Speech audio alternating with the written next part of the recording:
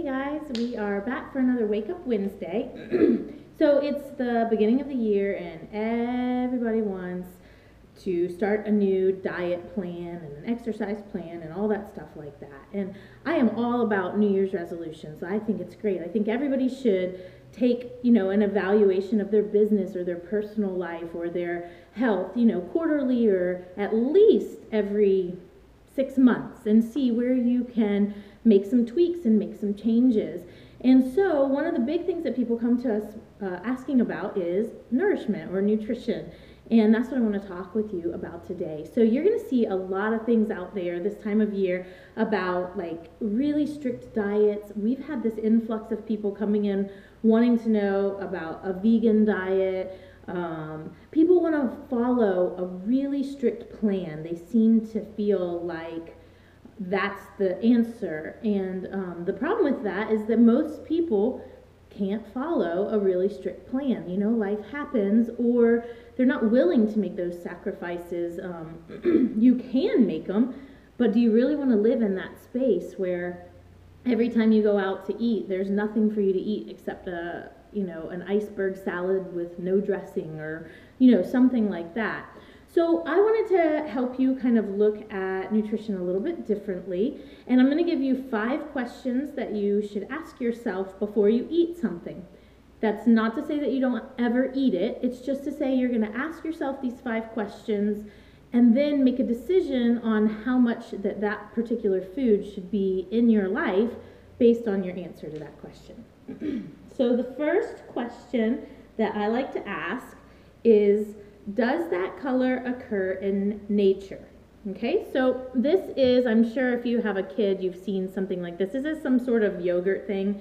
I don't even know why my mom, don't tell her I told you that, has this at her house. But you can see that color. Do you see that? That color does not occur in nature. And so if you look at the ingredients, you can see that there's dyes and food colorings and things like that added into it. So this food is, something that you might want to think about, should I or should I not include that in nature? Those dyes and foods are just extra things that you're putting into your body that don't need to be there. So does that color occur in nature? And this says that it's wild watermelon flavor, which sounds disgusting to me, but that is not the color of any watermelon that I have ever seen in my life. And I know about watermelons. Just spilled some on me. Woo. Okay, question number 2 that you should ask yourself, and one that I really like, and you could really use just this question. Does your great-great-grandmother, would she recognize the food or beverage or whatever that you're about to put into your mouth? And if so, how much would she have had access to it? Okay, so we know that several generations ago, our, I guess you would call them ancestors, but our great-great-grandparents had less autoimmune disease, less intestinal issues, less skin issues, eczema, psoriasis, things like that. We know that. And part of that, a huge part of that, had to do with their diet. So a great example of that would be like G2, right? That sounds super healthy, which you could also say, does this color occur in nature? No. All right. But if your great-great-grandmother would not have recognized this at your age, then chances are good that it's not a food that naturally occurs, and probably something that you should limit, right? So I'm not saying never drink G2, but you shouldn't be guzzling it all the time, right? So, okay. Third question you should ask yourself.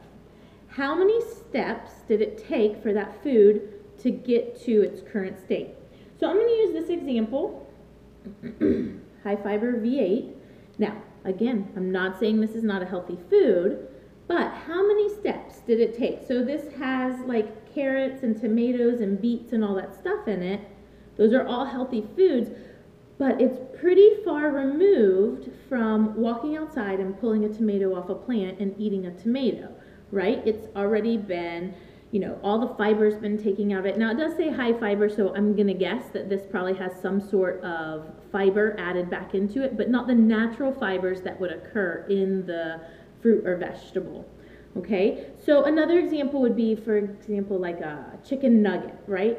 That's way far away from just a chicken drumstick or a chicken thigh or something like that. So how many steps did it take to get from its current state? What was the original food before it turned into the food-like substance that you're consuming? And how many steps does that take? All right, so we've got, does that color occur in nature? Would your great-great-grandmother recognize it? How many steps did it take to get to that point? Ooh, I like this one a lot. How many health claims are on the package? So you can see these health claims, like heart healthy, the fiber one.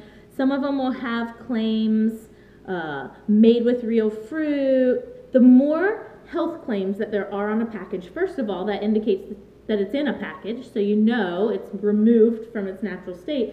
But second of all, those claims are to distract you from other things. So like if we actually look at this, we can see that there's 3 different types of sugar in the ingredient list. It's just not really a great product. It has lots of added vitamins in it, but those are not naturally occurring vitamins, so your body can't use them well. Some of them are actually not good for you in that form. These things like heart healthy are actually paid advertisements. So these aren't on here because somebody said, hey, Raisin Bran is really healthy, we should put that on there so consumers know. Organizations pay money for companies like Kellogg's to put these advertisements on there to draw your attention and convince you that this is a good product. So a great example for comparison, if you go to the store and you buy a sweet potato, there's not anything on that claiming that that sweet potato is good for you, right? If you buy a strawberry, there's no stamp on there or seal. There might be a sticker on the container that it comes in, but nothing like this that's trying to convince you that it's healthy. Okay, so how many health claims? And then the last one we have is, and this one meets all sorts of them. Great-great-grandmother, color occurring in nature. Oh, this one even has a health claim, made with 100% real cheese. Okay. And it's really far from its natural state. This is really far from like wheatgrass in the field and cheese from the cow. But the last one is to look at the ingredient list. Okay, so in the nutrition facts, we don't even look at this stuff up here. It's not that that stuff's not beneficial, but your most important information is right here where it says ingredients. Okay, so look at the ingredient list. Your goal is for the foods that you eat to have 5 ingredients or less, and for you to be able to pronounce them all and know what they are. Okay, so it's something, I mean, like the V8 juice. So that's not so bad, right? We can pronounce all of those, carrot, celery, tomato. So, right, that would be a good ingredient list. But this one has things like thiamine mononitrate, annatto extract, soy lecithin, paprika oleoresin, things like that, right? So even if you could pronounce them, you can't go get those out of your pantry and recreate this food-like substance. Okay, so let's review. Does that color occur in nature? Would your great-great-grandmother recognize that food? How many steps did it take to get to its current state? We want less steps. So tomato is better than tomato juice. Orange is better than orange juice. Chicken thigh is better than chicken breast. How many health claims are on the package? The more health claims, the more likely that you want to stay away from it because it's hiding lots of sugar or like not good fats that go rancid in your body, things like that. And then the last one, yes, how many ingredients are on the ingredient list? Can you pronounce them? And could you grab them at the grocery store to recreate that product? Okay, hopefully those 5 questions you could ask yourself, even if you just pick like one of them to work on this week and everything you put in your mouth, think in terms of that question. You can make some really great steps towards changing your diet in a positive way. I hope that was helpful. If you want more nutrition information, our Tribal Life Transformation kicks off this Friday, January 6th at 5:30 at Haka. This is a wonderful 6-week transformational program. We take it step by step. Nothing crazy. We're not going to send you to a boot camp. We're not going to tell you all you can eat is carrots for one day and then celery another day. We want you to make small, doable changes that will stick and get the momentum going so that throughout the course of the year you see great change. Not great change for a week and then back to where you started. Okay, if you need more info about that, shoot us up an email over at becca@hakafitness.net, or you can message us on Facebook.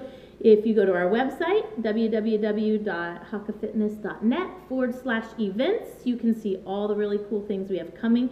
We have a great meal planning workshop coming up, another workshop on eating your way to feel better, and not really related to food, but we have an event on January 21st I'm super excited about, Family Game Day. So, yeah, we hope to see you guys at some of those. Give us an email or a call or a message, a comment, a like, and share our stuff with everybody. All right? Have a great day.